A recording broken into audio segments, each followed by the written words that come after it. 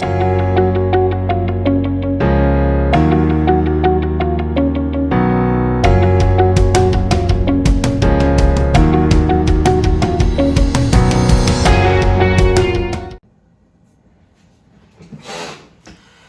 folks, and what I'm going to try to do today is a bit of color swatching. I got a bunch of new watercolor brands that I want to try. This one in particular is one I've already had and started trying a little bit, but I have other ones that I haven't even done yet. And an important part of watercoloring that I'm learning again is to swatch out my colors. And what that means is do a little spot where you can kind of test what the water does.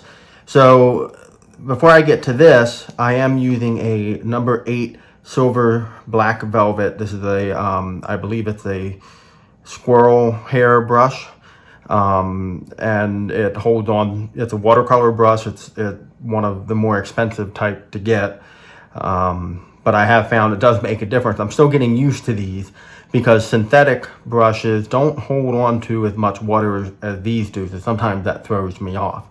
But I'm just going to let that soak up some water while I talk about these. These are Mijello Mission Gold watercolors. Mijello is a Korean company, and from my understanding, they're a Korean company. It comes with this little booklet, and unless you speak one of the many languages that's written on here, it doesn't help you at all.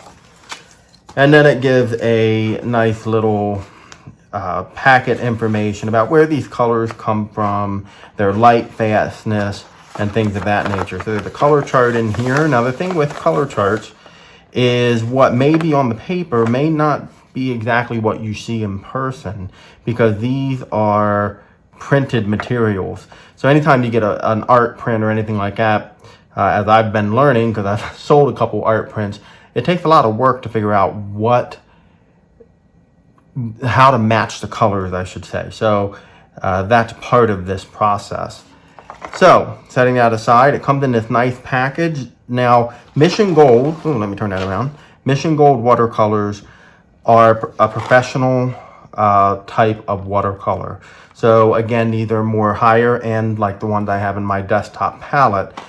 However, you should notice right away, these are only 7mm or half an ounce tubes. So they're relatively small tubes. Often what I've found when you get a sample pack like this of selected colors, they tend to be smaller tubes because, again, it's a pretty pricey thing.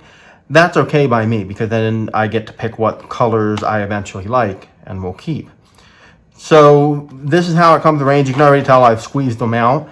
In fact, what I have over here is the watercolor palette that I have chosen to use for this particular set.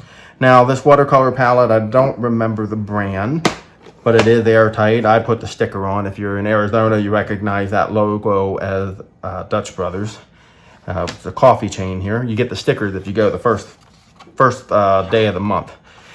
So what I did is I took a piece of my relatively cheap paper. This is the Canson paper. Canson watercolor paper you can easily get at Walmart.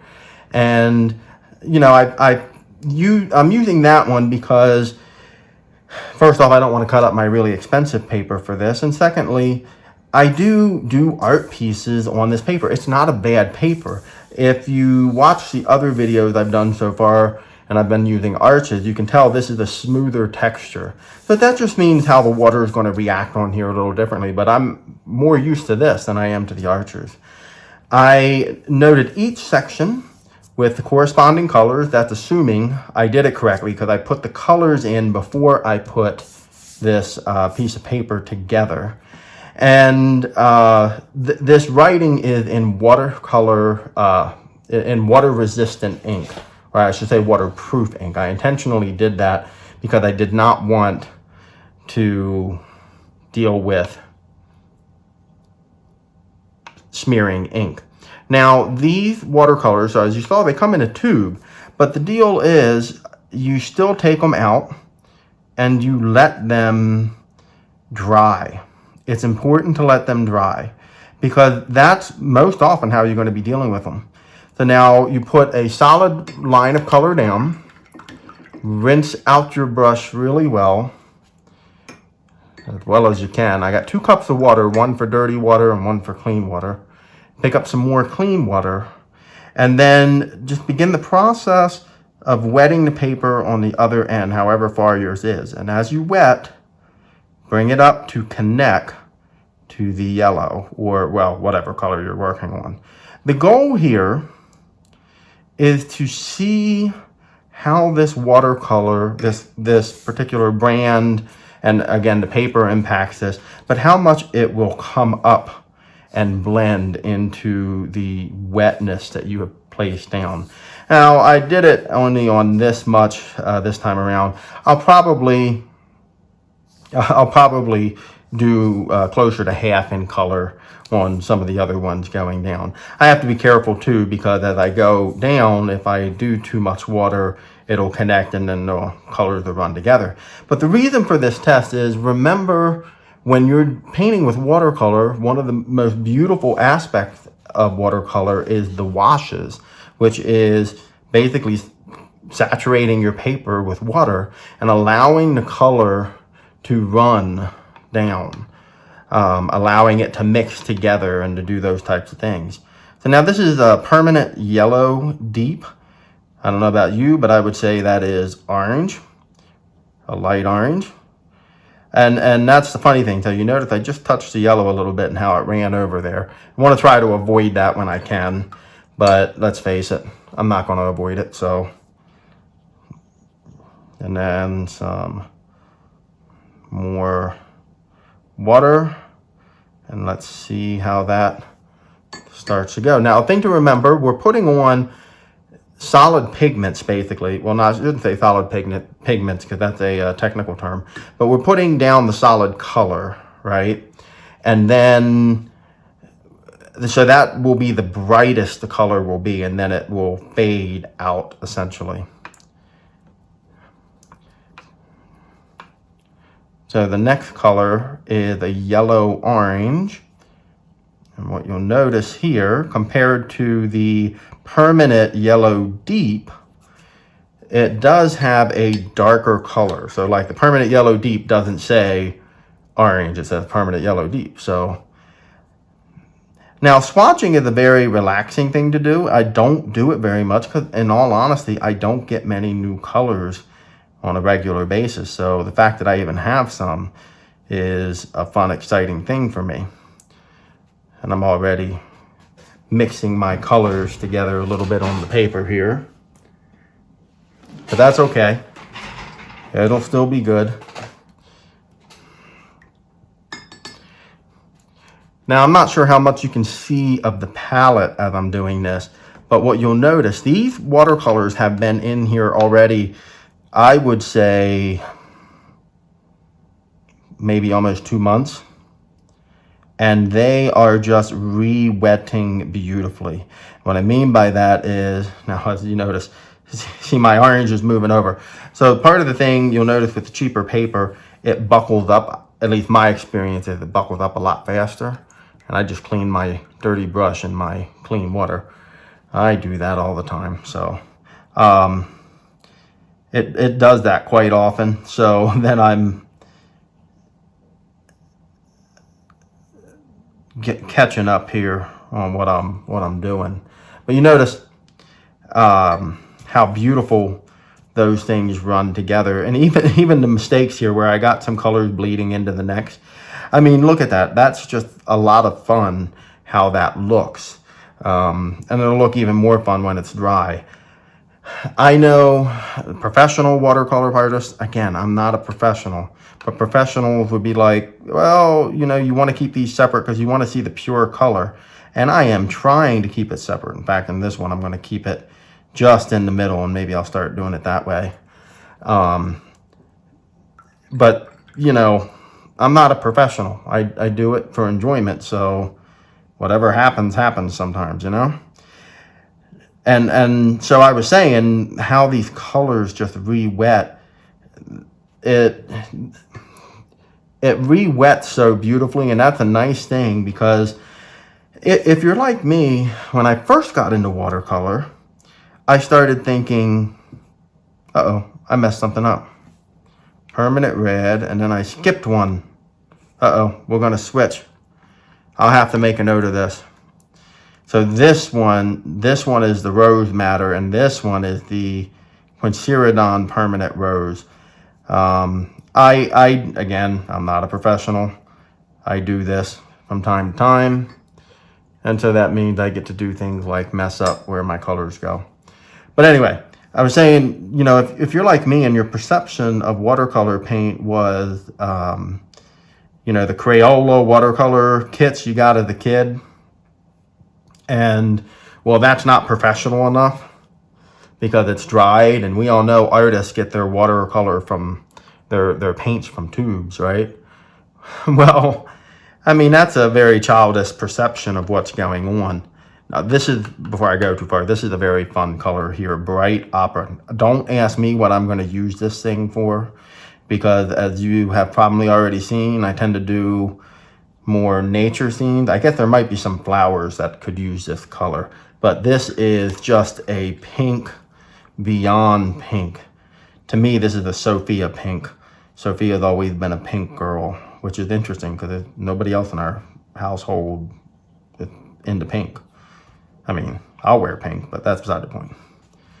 But no, so my perception was always that, hey, you know, professionals don't use dried watercolor. But when I got into watercolor, it turned out it's just the opposite. Professionals get their tubed colors in part because you can get higher qualities paints, and then what you're doing is you're adding, you can get as much as you need in one tube. So a lot of tubes of watercolor are, you know, an ounce or, you know, however much. I got to look at them. They tend to be pretty fat and big. And that's because by that point, you know what colors you want.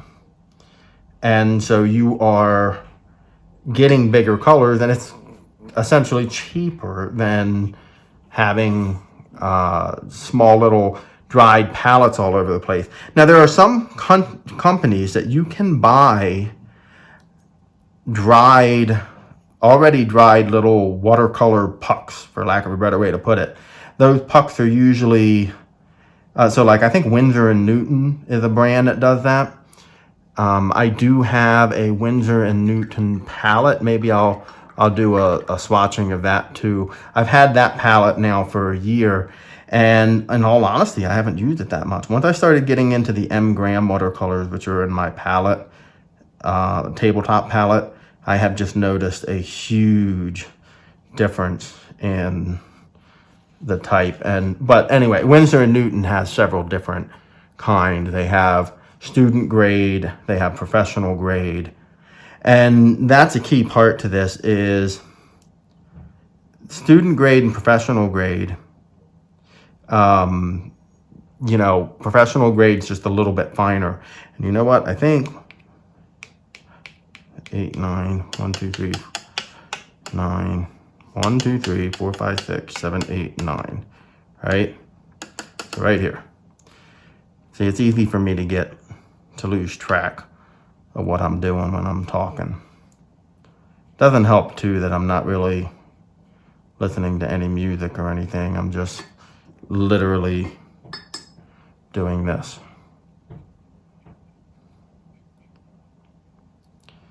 Again, for me, this is in the evening after everybody's gone to bed. There might come a point that you hear a door shut or something. Olivia's still up, I think. But this is a fun color here. This is Peacock Blue, which is another one just like this bright opera pink. I don't know what I'm going to use it for, but I like it. It's kind of this teal blue color, and I just find it very beautiful. Now, the way I set up this particular swatching is these two end colors are going to be Chinese white and black, which I do have in the palette. It came. I do not actually use white or black that often, and part of the reason for that is in watercolor, your white typically is your page, is your paper. So you're trying to keep that, the parts you want white. Except, you know, you really don't get much in the way of white in the world. There's no true whiteness, or very rarely. Even snow. Snow doesn't have just plain whiteness. Snow has shadows. It has different hues that go into it. This one, somewhere along on here, I think I got some areas mixed up. But I don't know. This one says that it is indigo. And I don't know if I would call this indigo. See, to me, this would be like a Payne's gray or something of that sort. It's not. Indigo always says blue to me. At least that's my understanding historically of the color. But somewhere down through here, I know I got confused when I was doing it and may not have put the right colors in the right spot. Shh, don't tell anybody.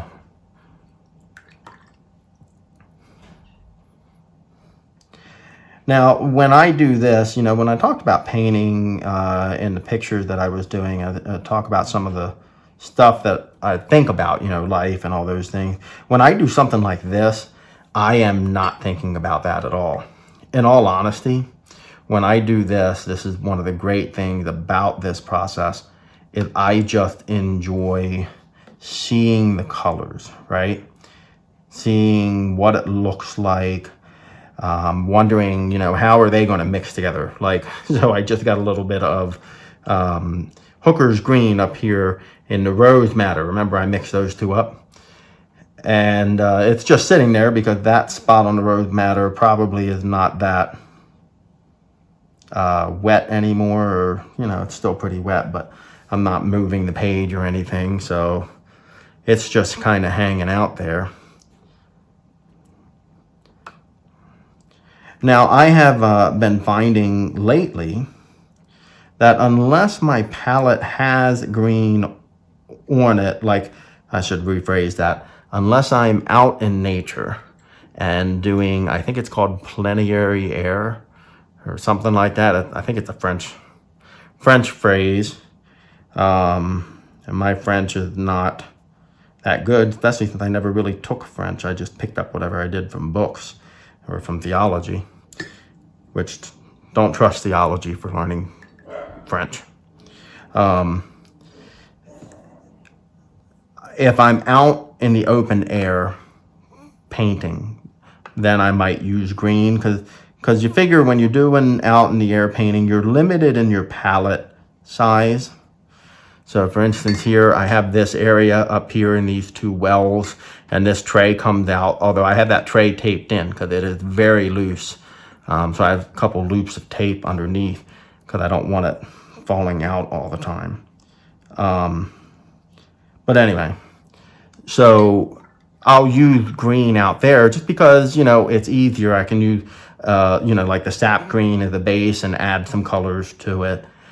But in all honesty, I'll just mix green on my palette quite often. Although I've been, again, finding that there are some shades that I will, you know, just pick up. So one of the colors on my palette is actually a Daniel Smith brand. It was recommended by another YouTuber that I watch on occasion. And it's deep undersea green. And it is a neat color. It's kind of somewhere around the Hooker's green shade. And I like it. And so I don't particularly worry about it. Sometimes I'll pull that color up and then add gray to it or something to darken it. When I'm outdoors, the need to mix my colors goes down just because it is more difficult. I enjoy going outdoors and painting. Some friends who have been hiking with me and stuff know I'll bring some small watercolor paper and palettes with me, and if we get a chance, if we're sitting for a while picnicking or whatever, I'll sit and start painting Sometimes I don't. Sometimes I take them and never touch them. That happens with everybody at different points, right? This burnt umber, these earth tones here are a nice tone. Now I changed the order of my colors compared to what they came in the palette because I wanted my more earth tones to be together. Don't get fooled like this one here, yellow ochre or yellow ochre. You would often think, oh, I want to put that up here with yellow, but it's not. It is an earth tone. It's not a yellow. In fact, I gotta pull this down a little bit. It's paper's warping and starting to bead up. I don't know if you can see a little curve here, but the good news is I'm almost done this part. Red, brown. Now, I thought I was going to, ooh, that's a fun color. Red, brown, that's a nice kind of color.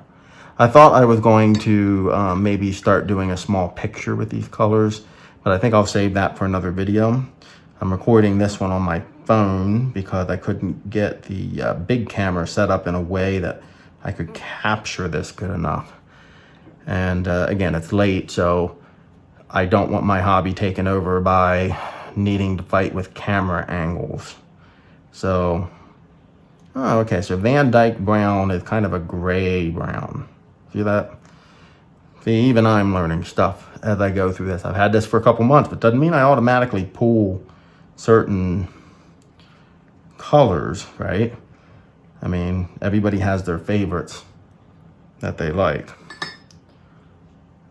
Now, I'm gonna do the black first, and then I'll clean my brush really well and do the white. Now, this is an ivory black. Again, I don't reach for black that often. If I need black, I'll typically end up using black in ink form and inking out my artwork. So if you saw the Blue Mosque video, I did that at the end.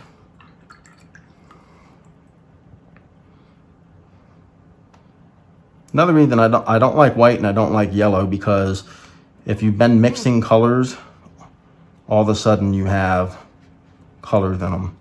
And I have some blue, a little blue tint in that. So I'm gonna leave this to dry. We'll look at it again when I record and use this palette to maybe create something. And I'll put this all in the same video.